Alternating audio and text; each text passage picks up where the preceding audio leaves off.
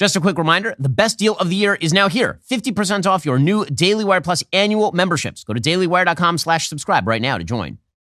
So, Javier Milei is extremely scary. That's what the legacy media have decided. The newly elected libertarian conservative leader of Argentina is absolutely frightening. Axios calls him a far-right libertarian who's been compared to Trump. The New York Times writes, Argentina braces itself for its new and narco-capitalist president. Braces itself. They call the election Argentina's Donald Trump moment. Who, asks the Washington Post, is Javier Milei, Argentina's far-right president-elect? Here was the coverage from NBC News. A controversial figure known by his fans as the Crazy and the Wig for his larger-than-life personality and hair. At times compared to Brazil's president Jair Bolsonaro and former U.S. President Donald Trump, who congratulated Milei on his victory, writing, quote, "Make Argentina great again" on his Truth Social platform. Trump congratulated him. This means he is scary. Or try Abby Phillip on CNN. So there is some nuance here in his libertarian worldview. He takes soft approaches to, for example, trans rights. He supports gay marriage. He says, go ahead and sell your organs if you want, that the state should have nothing to do with that. But underpinning his rise is that anger. In Buenos Aires, Milei's fans reveled in his win, shouting, "Out with all of them." And they're now counting on Milei to drain their own swamp and engineer a way out of decades-long inflation. We know that there are people who are going to resist. We know that there are people who want to keep this system of privileges for some that impoverishes the majority of Argentines. To all of them, I want to say the following. Within the law, everything. Above the law, nothing. Now, that is the anger. That is the point. And it's a phenomenon that's fueled far-right figures everywhere. Big caption in the background. Anger fuels far-right rise. Because, of course, everybody who's not left-wing is angry. And everybody who is left-wing, including the people who are currently all over the world protesting in favor of Hamas, those people are nice and happy. In fact, here is a bunch of the legacy media ripping on Javier Milei. A far-right outsider compared to former President Donald Trump has been elected to president of Argentina. Coming from the far right, Javier Milei. A far-right politician. The far-right politician. Far-right candidate. Far-right outsider. Extreme right-wing. Milei is just way out there on the extreme scale. Argentina has elected a right-wing populist. Right-wing populist. Right-wing populist. Javier Milei is a populist who lacks government experience and displayed erratic behavior and foul language. This is potentially a worrisome development. He's promised some radical measures. Wielding a chainsaw to symbolize his war on government spending, threatening vital public services.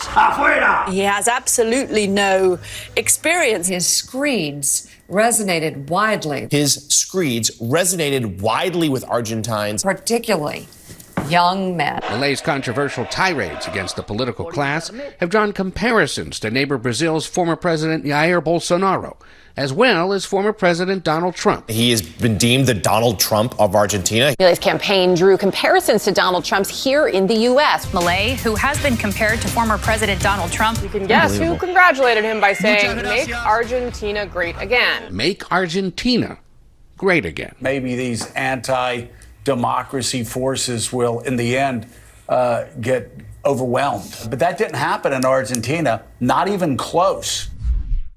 Anti-democracy forces. He won by 11 percentage points, but apparently it's undemocratic. Thanks to Media Research Center for putting together that montage. This, unsurprisingly, is not the way the press treated the election of former convict and left-winger Lula da Silva in Brazil. The New York Times reported last year, quote, Brazil elects Lula, a leftist former leader, in a rebuke of Bolsonaro. Who, the Washington Post asked, is Lula? What to know about Brazil's president? Milei, as we've said, is one scary character. So, what are these deeply frightening positions? Well, he's called for a vast cut to Argentina's government, a necessity since Argentina has defaulted on its debts 3 times since 2001. They currently have $36 billion outstanding to the International Monetary Fund, and they now face another default. They received a $57 billion bailout just 5 years ago. Thanks to out-of-control spending, Argentina has had to print pesos hand over fist, which is why, according to the Ministry of the Economy, total money supply in Argentina skyrocketed 30.7% every year from 2007 to 2022. The poverty rate in the country is currently 40%. I mean, I wonder why people might want to change. Well, Milei comes into office promising serious cuts. His media appearances may be colorful, but that all serves a purpose, a determination to make massive change to Argentina's economic trajectory. Milei has promised to slash and burn his way through government, cutting 11 of 19 departments of the government completely. Here's video of him talking about it.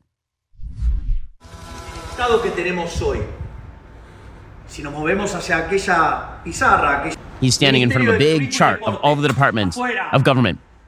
Department for Sport and Tourism, out. Department for Culture, afuera. Department for the Environment and Sustainable Development, afuera. Department for Women, Gender and Diversity, afuera. Department for Public Works. He hates that one because they're racist. He campaigned with a chainsaw he pledged he would use on the quote-unquote parasitic state.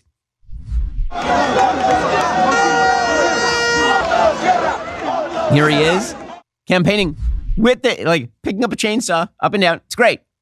He wants to draw closer to the United States and Israel and away from China. Here he was yesterday talking about that. Nuestros ejes fundamentales son el libre comercio, la paz, la libertad y alinearnos con Occidente, digamos, donde los máximos referentes en esto para nosotros son Estados Unidos e Israel. Y en cuanto a China, es uno de los socios principales de comercio. Bueno, serán socios comerciales del sector privado. Nosotros no hacemos pacto con comunistas. Pero entonces, ¿qué harías? O sea, ¿no cerrarías las relaciones de Argentina con China? Yo no promovería la relación con comunistas, ni con Cuba, ni con Venezuela, ni con Corea del Norte, ni con Nicaragua, ni con China. O sea, para Venezuela vas a cambiar la política. Obviamente. Claramente. Milei, in his inaugural address, pledged radical reform. Hoy se termina esa visión de que los victimarios son las víctimas. He says today brings an end to this vision that the perpetrators are the victims and the victims are the perpetrators. Today we retake the path that made this country great. Today we embrace the ideas of libertarianism. This model of decadence has come to an end. There is no turning back. His reforms include closing the central bank. That is the institution printing money hand over fist. Milei recognizes the reality. Inflation has crippled Argentina's ability to recover. He has called pesos garbage, not even useful as fertilizer, which is true. They are worth pretty much zero in Argentina. All of this should be treated as good news. Argentina's trajectory has been a total disaster area for decades, despite the glorification of Peronism at the hands of Hollywood. And in fact, the markets are treating Milei's election as they should. Argentine stocks and bonds have jumped on Milei's election, mainly because he's the first leader of Argentina in generations who has a plan to actually avoid economic default. Milei's election should be treated by the United States as the possible opening of a new era in South and Latin America. Along with El Salvadoran President Nayib Bukele, a new wave of conservative governance may be building in the global South. That would be incredible given the so-called pink wave that has washed across the continent over the course of the last few years. So then, why the heartburn? The answer is there are many in the United States and Europe, particularly on the political left, especially in the media, who somehow feel more comfortable with the socialist radicalism of Lula da Silva, Gabriel Boric, even Nicolas Maduro, than with anyone who smacks of libertarianism or conservatism. That's because Argentina is a living example of what happens when corporatism and social democracy are taken to their limits. The substitution of government for markets, the overregulation of industry in pursuit of social redistributionism, the attempts to create autarky, meaning everything produced in country, via tariff protections and trade restrictions, the dependency theory Marxist nonsense that has dominated Latin and South American politics for 2 generations, the endless populist promise that if all power is given to the government to protect the people, all will be well. That promise always results in privation and misallocation, in tyranny and poverty. Milei's victory represents that realization. So leftists label Milei the worst slur they can think of. He's just like Donald Trump. So now the media and the political left will attempt to shovel all of Argentina's failures on Milei's shoulders. Milei is walking into a hornet's nest, into a room that is completely on fire. Milei still faces a partly Peronist legislature, as well as a court system stacked in favor of leftist foolishness.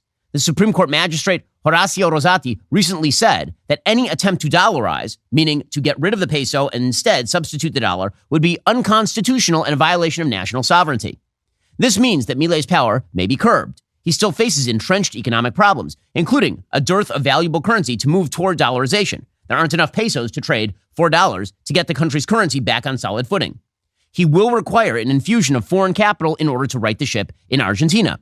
And then, if he comes up short, capitalism and economic liberalism will be blamed for the failures of generations of Peronism. This, by the way, is always the pattern.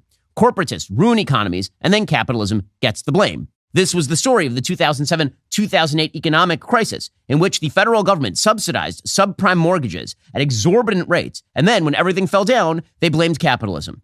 But Milei can succeed. Investors need to look south, to put their money where their mouth is, to ensure that Argentina realizes its potential as a massive source of prosperity, wealth, and power, and that alliance with the United States and the West grows stronger as a result.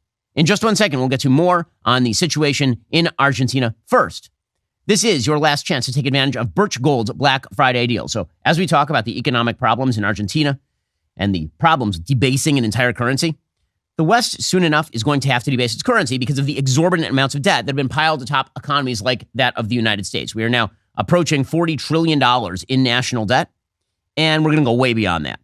Right now, when you open a gold IRA, for every 10 grand you spend by December 22nd, Birch Gold will send you a free gold bar. But you have to text BEN to 989898 and claim eligibility before Black Friday. Birch Gold can even help you convert an existing IRA or 401k into an IRA in gold for no money out of pocket, and you still get the free gold bar. Just text BEN to 989898 today. When the national debt is greater than our total GDP, you know it's time to diversify away from the U.S. dollar. Birch Gold makes it very convenient to move some of those dollars into physical gold. By the way, if you're an Argentine, you wish you had physical gold right now instead of the peso. With an A+ rating from the Better Business Bureau and thousands of satisfied customers, I choose to buy my gold from Birch Gold. You can trust them as well. Text BEN to 989898. Receive a free info kit on gold. Claim your eligibility before Black Friday to receive a free gold bar with qualifying purchase. That's BEN to 989898. Okay, so meanwhile, in domestic news, the poll numbers keep on coming for Joe Biden, and they are absolutely horrifying. If you are Joe Biden, you should be freaked the hell out. Brand new Harvard-Harris poll, and every result in this poll is awful for Joe Biden. Just truly, truly bad. Why? Well, because he's done a terrible job governing. Right now, the poll shows country, right track or wrong track? Wrong track, 58%. Right track, 35%. U.S. economy, right track, wrong track. Right track, 35%. Wrong track, 58%. About 48% of Americans say that their personal financial situation is getting worse. Only 30% say that it is improving. Biden's approval rating is still stuck at the very, very low rate of 45% in this Harvard-Harris poll. His approval on handling most of the key issues is currently under 50%. In fact, the only numbers where he is over 50% are his handling of coronavirus, for whatever reason, and stimulating jobs, which is just because in the natural outgrowth of moving past COVID, more jobs have been added to the American economy. Every single other question, he is underwater, including the economy, where he's at 44%. The Democratic Party overall, by the way, is outpacing Joe Biden in these numbers.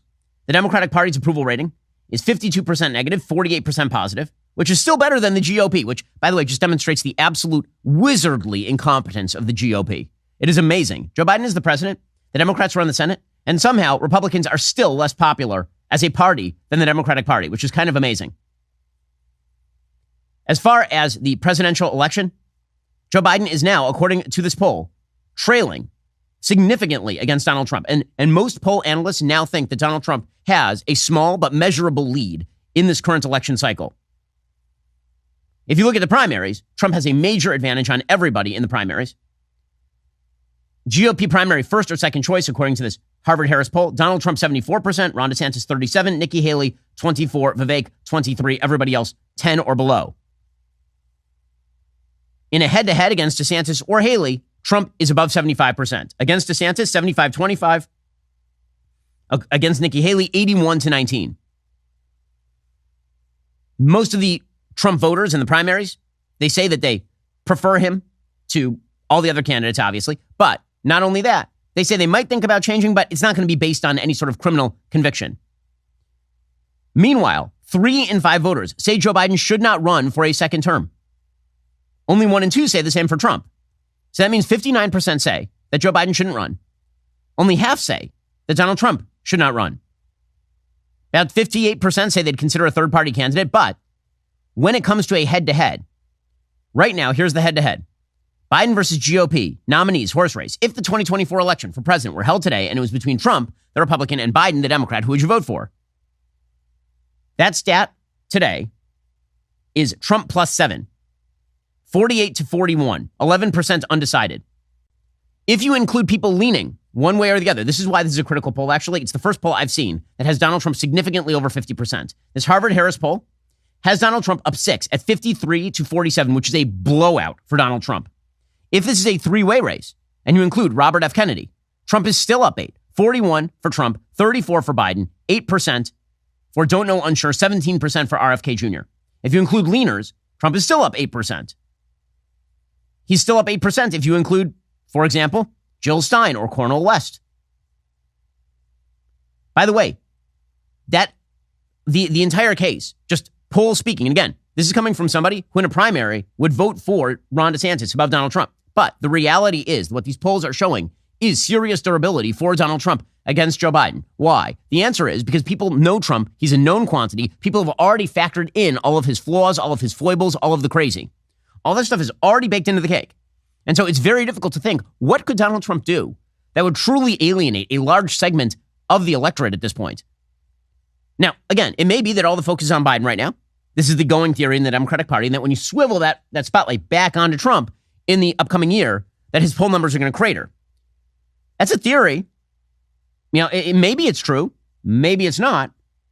This poll shows, by the way, that in a race between Joe Biden and Ron DeSantis, that race looks even, or Biden plus 3.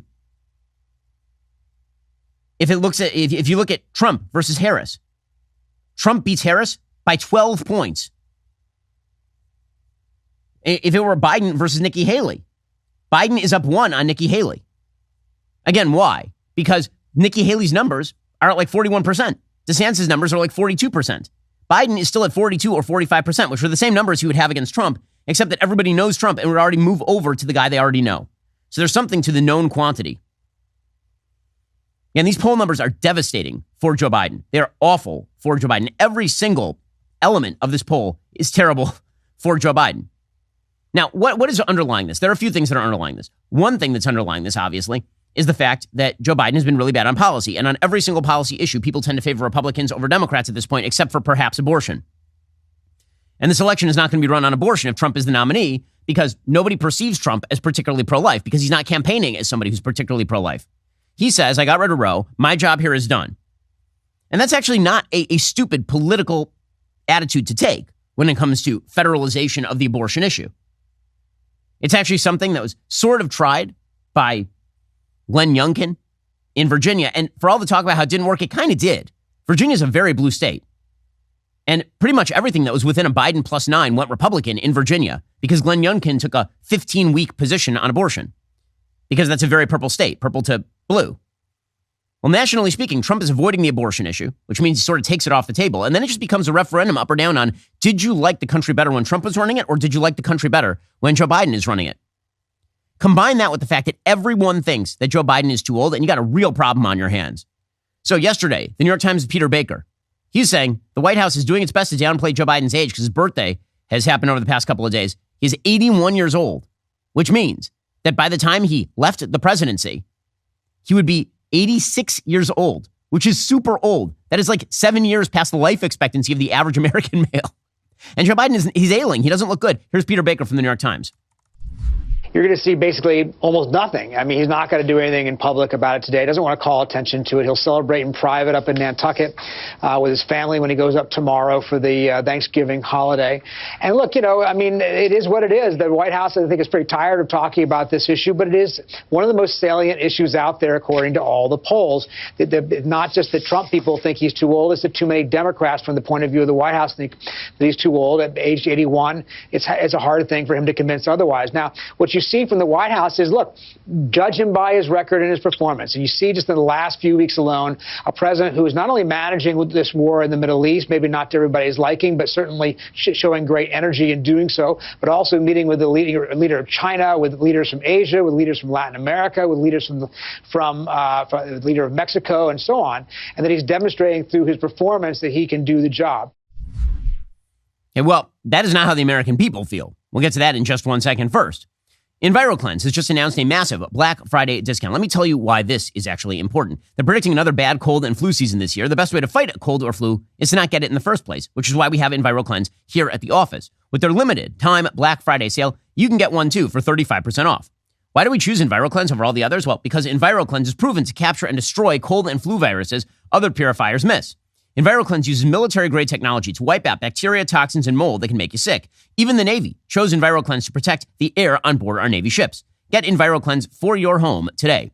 Right now, you'll save 35% off during their Black Friday sale, plus get fast, free shipping. Visit ekpure.com, use code BEN35 for 35% off. That's ekpure.com, code BEN35. Again, that's ekpure.com, code BEN35. You tend not to think about the air quality inside your home. Very often you think about it outside, but inside your home is likely where you're going to get, a cold or the flu. This is why you need EnviroCleanse. ekpure.com, code BEN35 for 35% off. Also, if your sleep quality has been off, as mine has been for the last several weeks, given world events and everything else, the simple fact is you need a great mattress that is personalized to you. This is what Helix mattress does for me. I took that 2-minute sleep quiz, 8 or 10 years ago. They sent me a mattress personalized for me. It is still fantastic. Well, now Helix is introducing their newest, most high-end collection, the Helix Elite. Helix Elite harnesses years of extensive mattress expertise to offer a truly elevated sleep experience. The Helix Elite collection includes 6 different mattress models, each tailored for specific sleep positions and firmness preferences. Head on over to helixsleep.com/Ben. Check out the new collection today. If you're nervous about buying a mattress online, you don't have to be. Helix has a sleep quiz. It matches your body type and sleep preferences to the perfect mattress, because why would you buy a mattress made for somebody else? Again, I took that Helix sleep quiz. It gave me a firm but breathable mattress, which is precisely what I needed. You should get the mattress that matches you. Helix is offering 25% off all mattress orders and 2 free pillows for our listeners in honor of Black Friday. Go to helixsleep.com/Ben. Use code HelixPartner25. This is their best offer yet. It's not going to last long. With Helix, better sleep starts right now. Okay, so again, the going concern is that Joe Biden is going to lose the election in large part because he is too old. I mean, obviously, the world is not in good shape, and that gets attributed to whoever is the president at the time. I mean, Donald Trump was running into severe headwinds in 2020. He had the Black Lives Matter riots. He had COVID. He had world economic meltdown. And he had a lot going on. Well, Joe Biden is having that same sort of issue. The thing is, it's all self-created. As I said, when Joe Biden was elected, that dude was like the luckiest guy in the world. He walked into a situation in which Donald Trump had handed off to him the Abraham Accords, so peace in the Middle East burgeoning, a relatively contained China, a relatively contained Russia, so a very peaceful foreign front. Donald Trump gave to him a vaccine rollout plan that Joe Biden used for good or ill, but was able to claim that he was the one who had actually put upon the land. The economy was already in recovery by Q4 of 2020 and continued to be in recovery after that, except slower under Joe Biden. So Joe Biden was handed the keys to the car, and the car was running.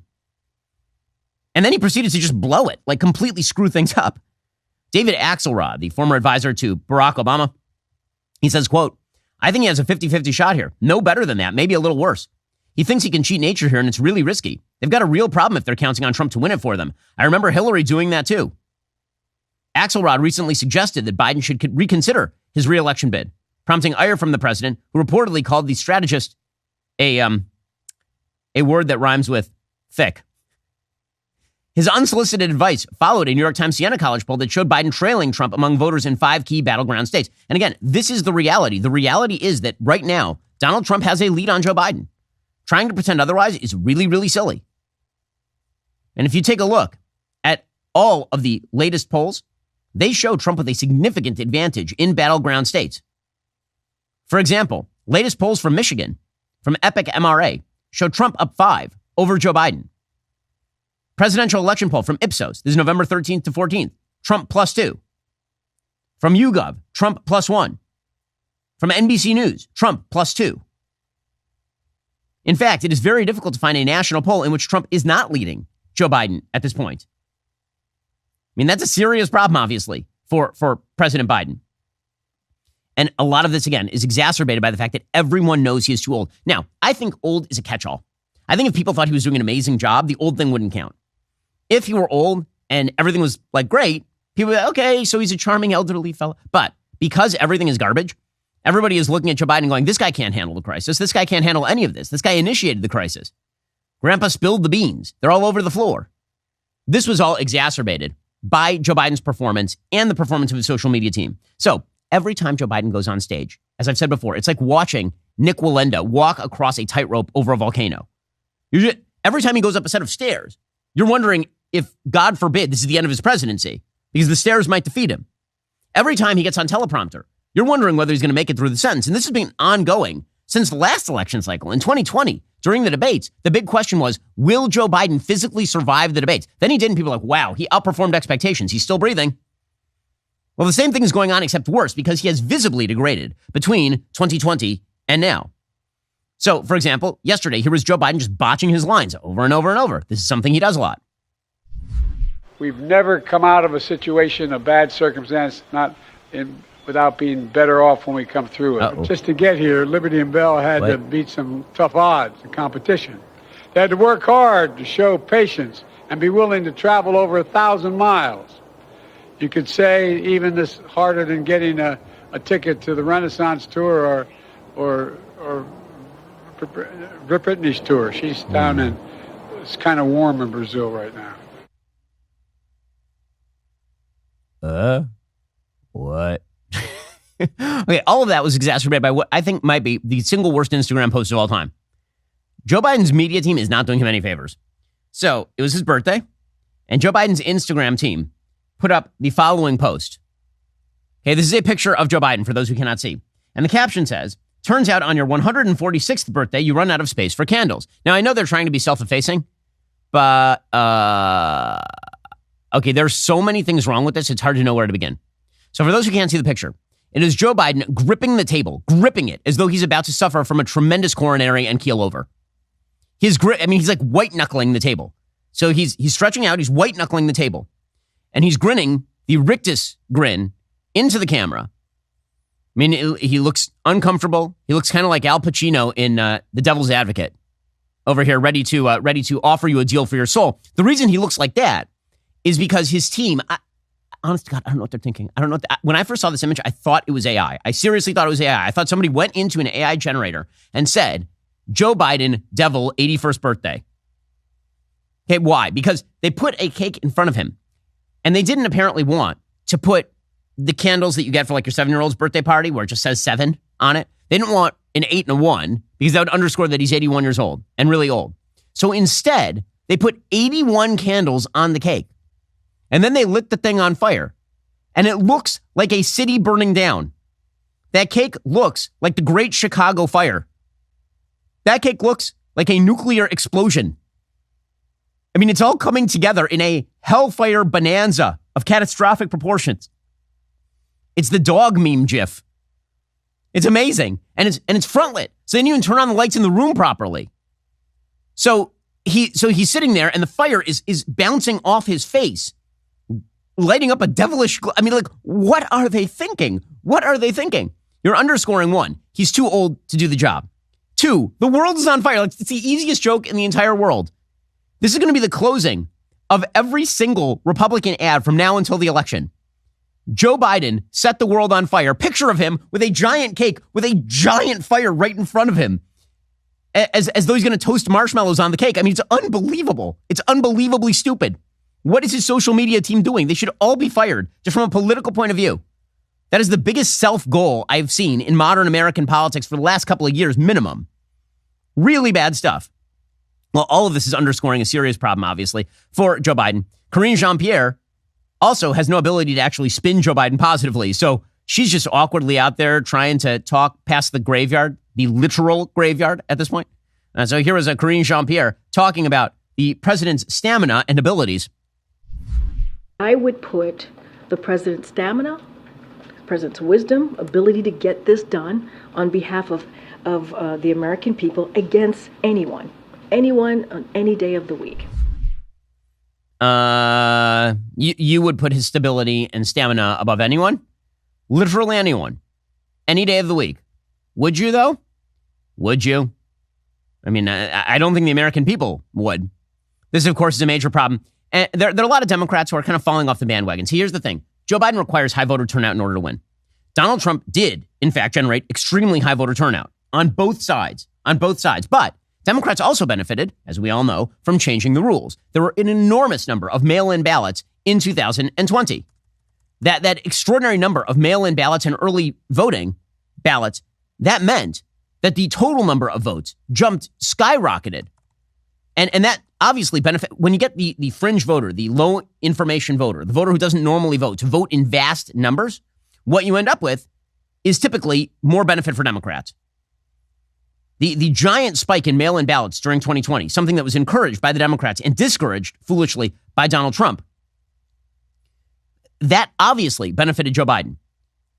I mean, according to reports from 2021, the Associated Press, fewer than 1/3 of voters casting ballots in the presidential election did so at a polling place on Election Day. 2/3 of the votes, 2/3 of them came in via mail-in ballots. That's insane. In 2016, 2018, about a quarter of all voters used a mailed ballot. That jumped to more than 43% in 2020. 43% of them voted via mail-in ballots. The remaining voters either cast their ballot at a polling place or during early voting. And that early voting was, of course, pushed very much by Democrats and discouraged by President Trump. Well, what if people just don't vote the same way in 2024? Very few election analysts actually believe we're going to get the same voter turnout in 2024 that we got in 2020.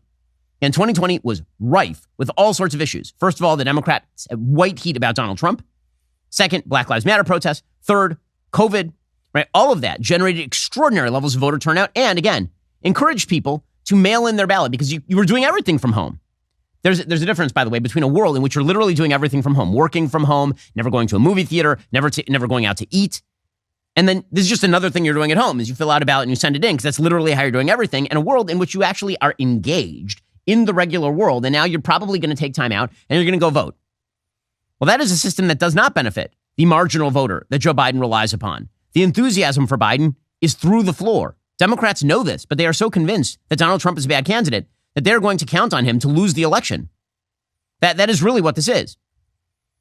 You can see the roiling undercurrents of dissatisfaction with Joe Biden from one of the great luminaries of our time, Cardi B. So she put up a post that has gone pretty viral in which she basically threatens Biden. Now, do I think that Cardi B will end up voting for Joe Biden? Of course, because, again, a lot of the people who are very annoyed with Biden right now, they will come home. But is it going to be enough to defeat Donald Trump, who has extremely high levels of enthusiasm among Republicans?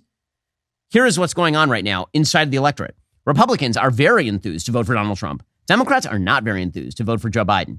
So Democrats are counting on Democrats to be enthused to vote against Donald Trump. Maybe that works and maybe that doesn't.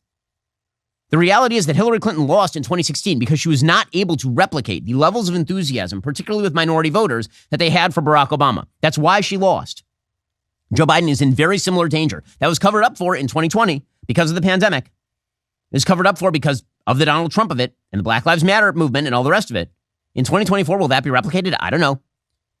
Here is Cardi B. What's hilarious about Cardi B, and this is not the first time that she's ranted about economics, is that Cardi B, like so many people who are of the left, she's so close to seeing the thing, but she can't see the thing. So here she is railing about the fact that New York City is now cutting services. Then she idiotically blames federal spending for that, which of course has nothing to do with it. If she actually understood maybe how economics works, and then New York City has to cut services because the taxes are too high, the regulations are too high, they don't have enough money coming in and they're spending too much money, maybe she might think differently about government. She doesn't. But she is blaming Joe Biden for it. Here she was the other day. In New York, there is a $120 million budget cut. There's a $120 million budget cut in New York that is going to affect schools, public libraries, and the police department. Y'all know I don't give a cops, but like it is what it is. There's going to be an $120 million budget cut with schools, with libraries, and the cops, and the police department. And a $5 million budget cut in sanitation. Of a budget cut in sanitation, gonna be drowning with rats. I'm not endorsing no presidents no more. Because how is there a $100 million budget cut in New York City for schools, library, police safety, and sanitation? Yeah, Joe Biden's talking about, like, yeah, we could fund two wars. My talking about we don't got it, but we got it. Like, we're the greatest nation. No, we're not. We're going through some shit right now. Okay, now, I like that she's blaming the federal government for this. I mean, the federal government is to blame for a lot of things. They're not to blame for the fact that New York City has busted its budget over and over and over. By the way, she's wrong about the numbers. The projected gap in terms of budgeting is $5 billion for the next fiscal year in New York City. The New York City budget, by the way, is $100 billion a year. It is the largest annual budget of anywhere in the country. But she's so close to the thing. She's so close to the thing, which is, where is all the money going?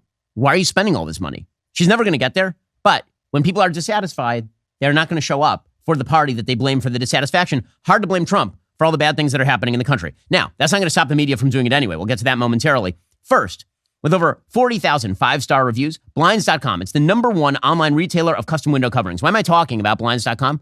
Well, because the reality is when you go into your house, you look around, like, everything looks pretty good. You repainted the thing lately. You put in some new carpeting. You've shined the floors. But something's wrong. It's the window coverings. You haven't thought about them in years. Look at them. They're dirty. They're dingy. Replace them right now. You can measure and install those window coverings yourself or have Blinds.com send local professionals to take care of the installation for you. There's no showroom, no retail markets. No matter how many you order, installation is just one low cost. If you don't have an eye for design, Blinds.com experts are always available to help choose the style and color that's right for you.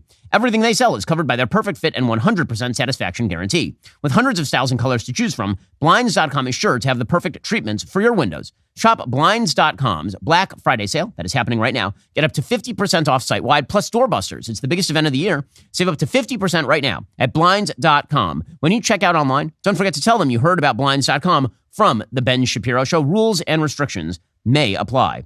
Also, the best deals of the year are happening right now. Yes, that includes a 50% off deal on new Daily Wire Plus annual memberships. But there's so much more to check out during this Black Friday sale. Go to dailywire.com/Black Friday. Check out all the best deals, including up to 70% off apparel, the famous Leftist Tears tumbler, books, shirts, much more. Check out some of this stuff. We've got the Daily Wire tumbler. You can now get this thing. I mean, it is available, so that's awesome. You also have this shirt.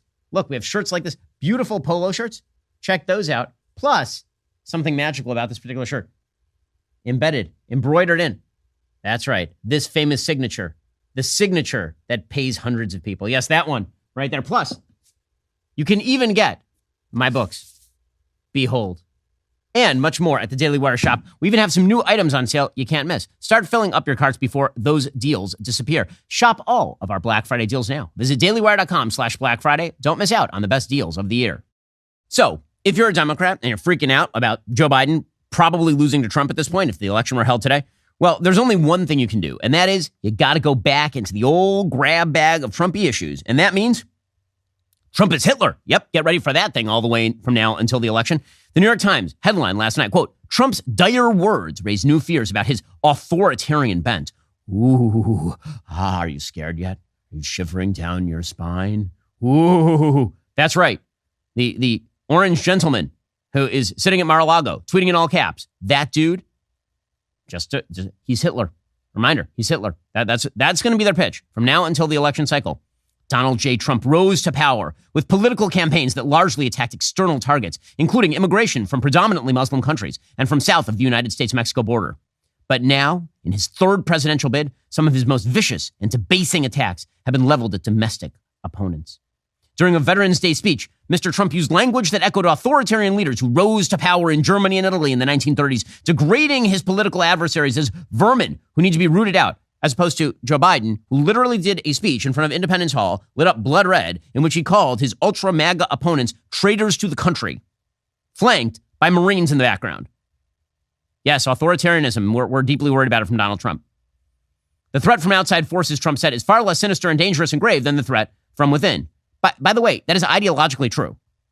Okay, the United States is not an existential danger from China or Russia or Hamas or Hezbollah or Iran. All those horrible countries and terrorist entities could do terrible things to us. But are they an existential danger? No, it turns out the existential danger to the United States, as always with a great country and a great power, comes from within. But, says the New York Times, this inward turn has sounded new alarms among experts. The experts. They're here to save Joe Biden. The experts on autocracy who have long worried about Mr. Trump's praise for foreign dictators and disdain for democratic ideals. Again, this is the same media that praise. They praise Lula in Brazil. These are the same people who have warm words for Xi in China. And it's wild. It's just wild. Scholars, Democrats, and anti-Trump Republicans are asking anew how much Mr. Trump resembles current strongmen abroad and how he compares to authoritarian leaders. Wait, you mean opponents of Donald Trump are asking whether he's Hitler? No, this is new.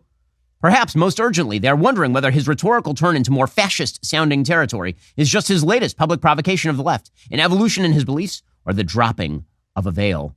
Ooh.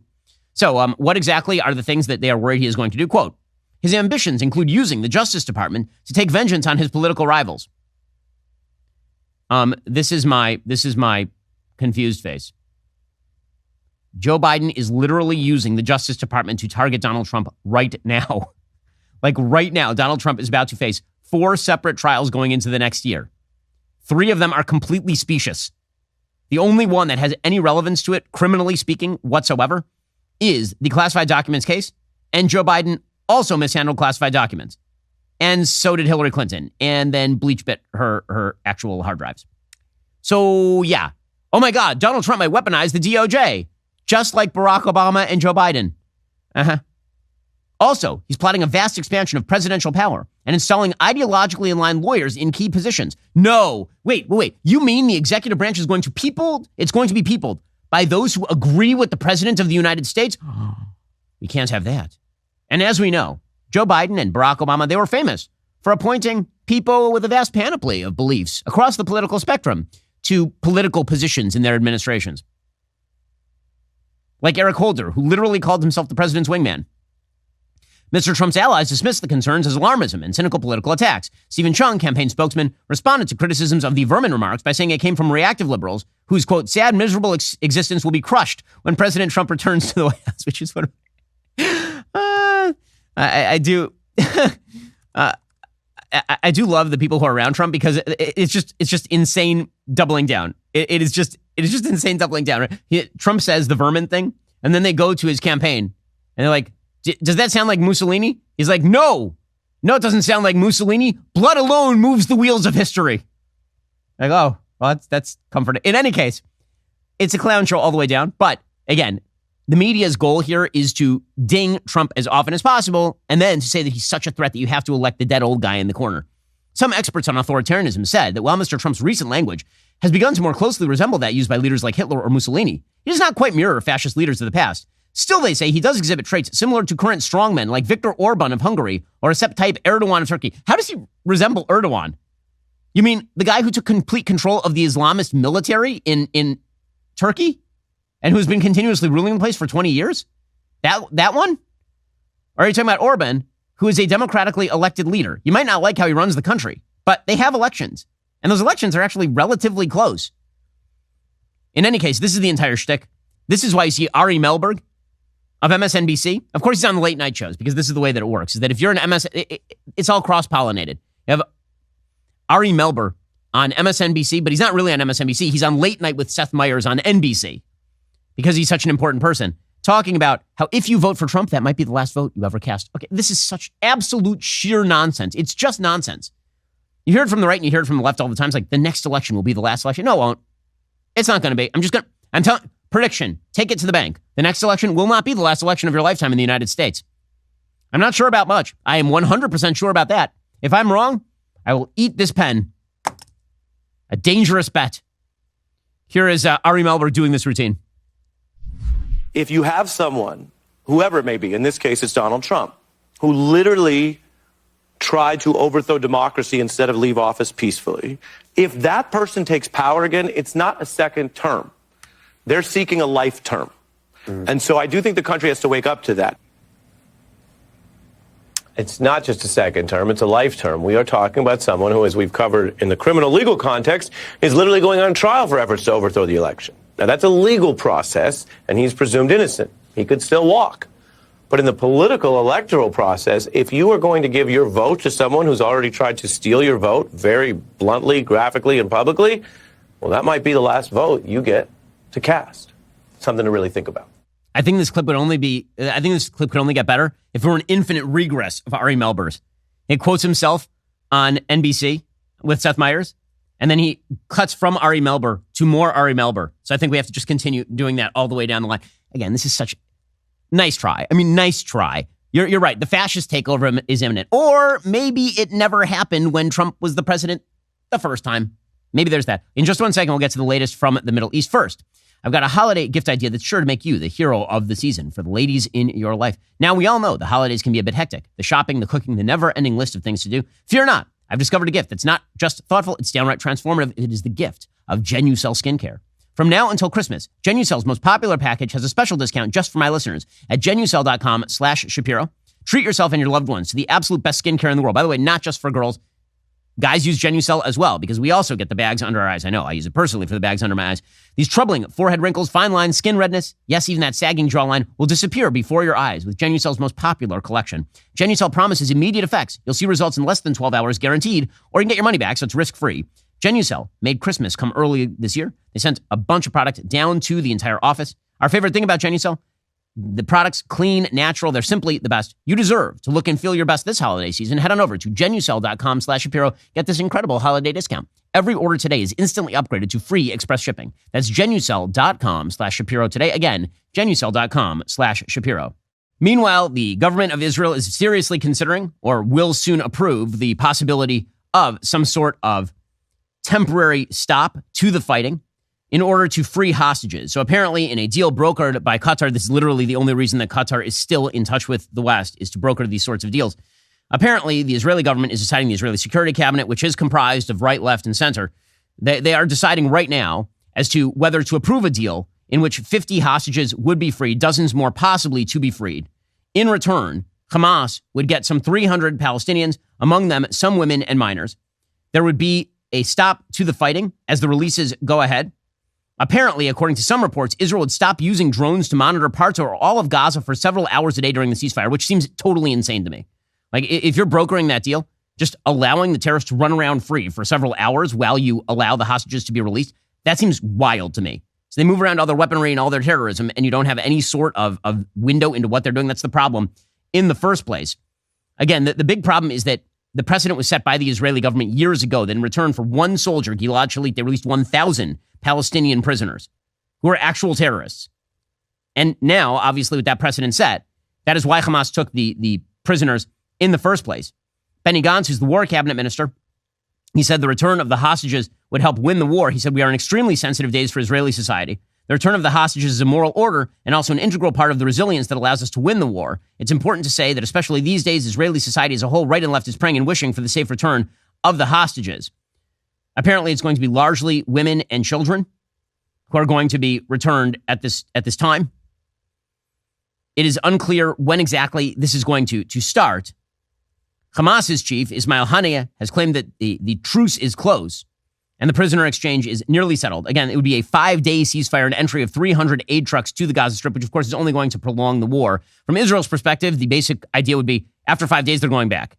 After 5 days, this is still not over. There's still hostages who are being held. There's the possibility they've been talking about that the ceasefire would hold for longer if Hamas continues to release hostages. The problem is that every day that Hamas doesn't release the hostages and brokers for more time, they're shifting weapons around. They're embedding more with civilian populations.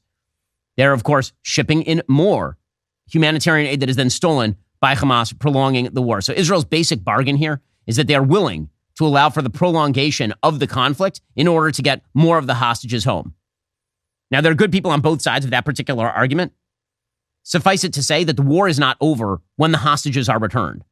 The war continues until Hamas is eradicated. And it might make it difficult. It might mean that more Israeli soldiers die in order to get those hostages home. That's the math that Israel is doing right now.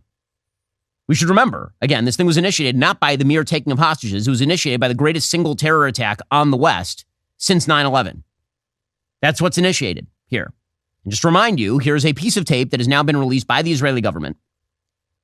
You will see in this tape, Hamas terrorists on October 7th, they shoot one teenage girl dead, a second teenage girl they run down, and they force her to her knees. She then proceeds to beg for her life, and they shoot her directly in the head.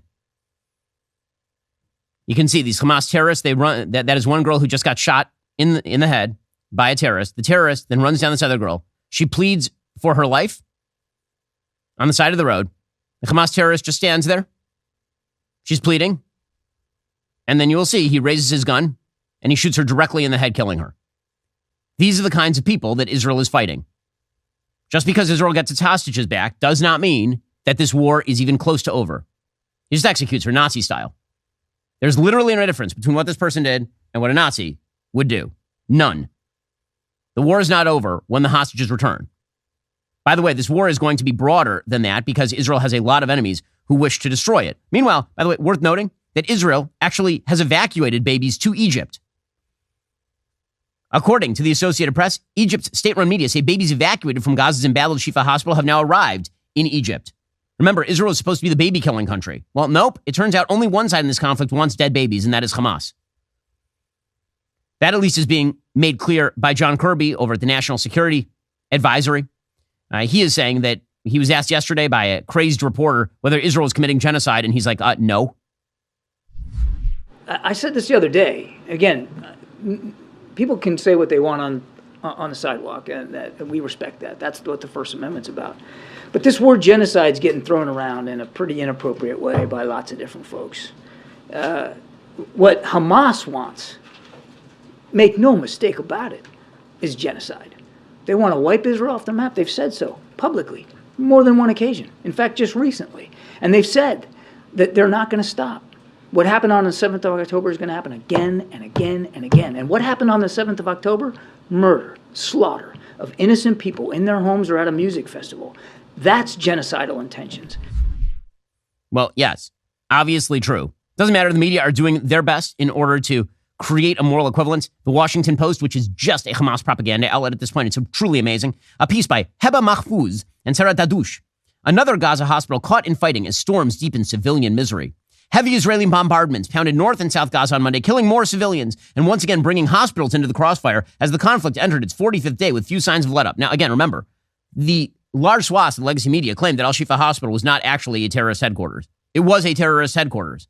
They literally dragged hostages into Al-Shifa Hospital directly from the Gaza envelope. And huge swaths of the legacy media were like, no, can we really trust that it's a terrorist headquarters? Can we really trust? So now they're doing the same thing with Indonesian hospital.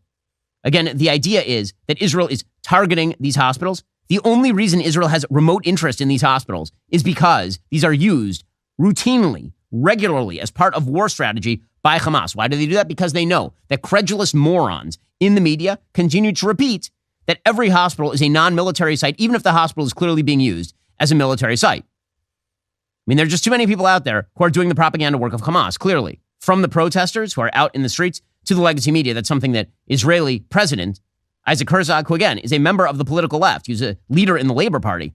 He said this yesterday while he was on Fox News. We are faced between a coalition of hate, a coalition of, I call it darkness, which is a jihadist coalition, which emanates from Tehran with its proxies in Lebanon, in Gaza, of course, by Hamas, in Yemen with the Houthis, and of course spreading Islamic fundamentalist jihadism all over the world, which wants to erase all of us. If Israel weren't there, then Europe will be next, and the United States is for sure next, because they call the United States the big Satan. And that is why I think those protesters who are supporting Hamas, they're actually accomplices to the whole notion that you can butcher young children, that you can chop heads of women, that you can rape women and pregnant women, that you can abduct old age Holocaust survivors, and you can do a whole bunch of atrocities because you basically support Hamas. That's what they've done. Yep. He is right about all of that. And there are people saying, oh my gosh, you can't say the protests. Of course they're helping Hamas. That is their goal. Their goal is to help Hamas. What they would like is for whatever ceasefire is declared here to be made more permanent, to leave Hamas in control of the southern portion of the Gaza Strip, thereby to hand them a victory while they still hold hostages, by the way. But even if all the hostages were to be released tomorrow, Israel would still have a moral duty to track down and kill all the members of Hamas and anyone else who was complicit and helped in the October 7th attacks. The protesters are trying to stop that because they want to leave Hamas in control.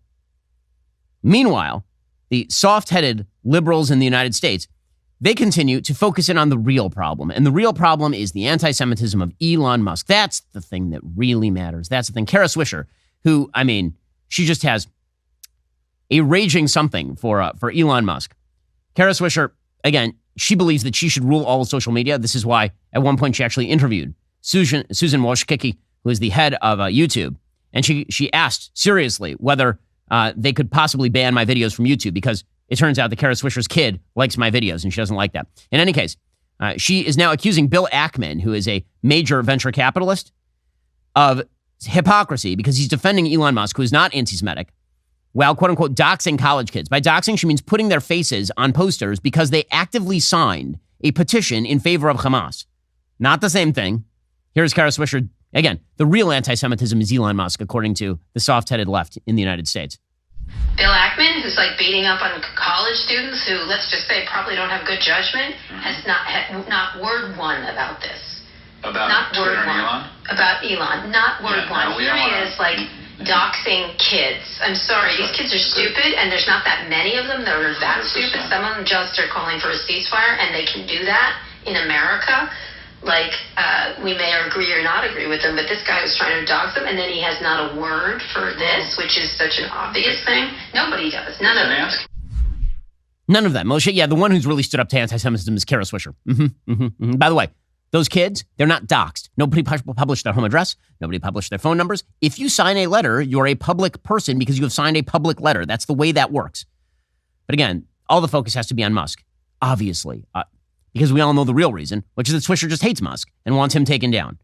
And whatever is the tool at the disposal of the left, they will use. Calling Musk a racist, calling him an anti-Semite, calling him whatever they can do in order to take him down. That's the goal. It's all just convenience. Well, folks, the news has been so dark and so terrible of late, but I'm excited to sort of shift tone here and do something I like. I know we haven't done a thing I like on the show for weeks and weeks and weeks, but Thanksgiving approacheth. So does Black Friday. Let me tell you, BentKey is a fantastic product. You should go check it out right now. We have a brand new app over at BentKey, which you can get all sorts of great programming for your kids. My kids love it. Well, one of the shows we have on BentKey is a fantastic show. It's called Kid Explore, and joining us is the star of Kid Explore, Broadcast Cal. So, welcome to the show. Great to see you. Thank you so much. It's really awesome to be here. Okay, so first of all, how did you get started with the show? What made you want to do the show? I think the main focus was just to make sure that kids understand what came before them and what created what they do today.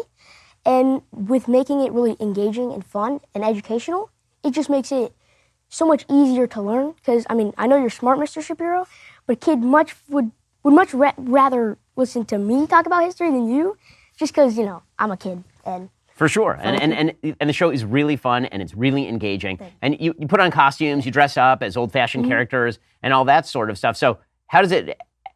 Is it fun to do that? I mean, do you enjoy doing the show? Oh, it's amazing. Dressing up in fun costumes, mic drop moments, just in this vintage radio host outfit. It's amazing. I know. I was complimenting the outfit before we even sat down, and I definitely need to have Fabby remake my wardrobe in order to mirror you, because that is some stellar stuff. Okay. So what is your favorite episode that you guys have filmed?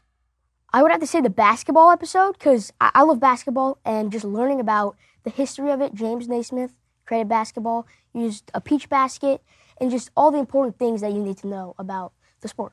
Okay, so there are a bunch of episodes that are available over at BentKey. How do you guys come up with the topics that you want to do for the actual shows? My dad and I, we come up with the subject, the topic for the show, and then me and my mom go over the scripts, and for history that week, we just dedicate it to where I know everything about the subject we're learning, just because it makes it a better way to film if I know what I'm talking about, kind of. So I think it's just a really fun experience. So there are 4 siblings in your family, right? You are number 3, yes, sir. Correct? You have a 16-year-old brother. You have a 13-year-old sister. There's you, and then you guys have a baby also. And you are 11, which means you're in what grade? 6th grade. Okay, and were you a big history buff before you started Kid Explore? Before we started the show, I didn't know too much about history.